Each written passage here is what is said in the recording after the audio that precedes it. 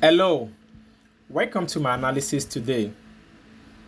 On this chart, I will be talking about Celer network. Let me quickly run through the big picture so you can connect from the starting point to where we are at the moment. Look at the screen, you will see a red rectangular box.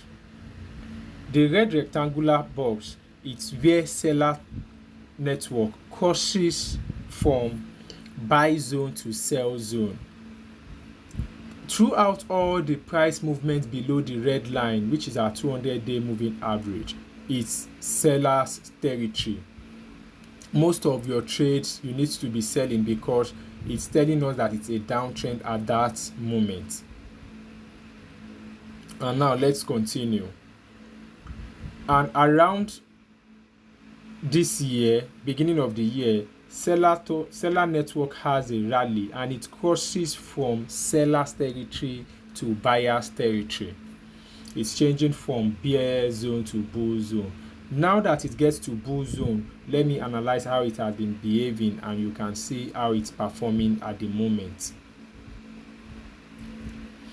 When it crosses the blue line and the red line and it heads towards point 1, it found support there. And at that support, it couldn't continue its rally.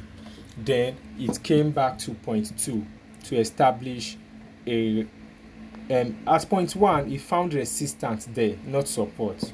Yes, and from there it came back to point 2, which it came back to test the 200-day resistance, 200-day moving average, and found support there. Then it picked up again, it rallied to point 3. That's a little bit above point 1, and it also hit resistance. Then it dropped back, but this time around it couldn't drop back to the 200-day moving average. It stopped around the 50-day moving average at point 4. From there it gets a little rally, it pushes up to point 5, and point 5 around point 3, which is its previous resistance zone. It got a huge downside reversal bar, which sent the price back to the 50-day moving average. When the price gets to the 50-day moving average, it's head below it, and now it's breaking 50-day moving average. So our next focus on Celer network is it will be coming down to point 4. And if you get to point 4, if it should get a support from there, but if it couldn't, point 4 is so a little bit close to our 200-day moving average, so there's possibility it will get to the 200-day moving average before it finally gets another institutional support, which will like push the price upward. Let me draw a trend line and see how it has been behaving for some time now.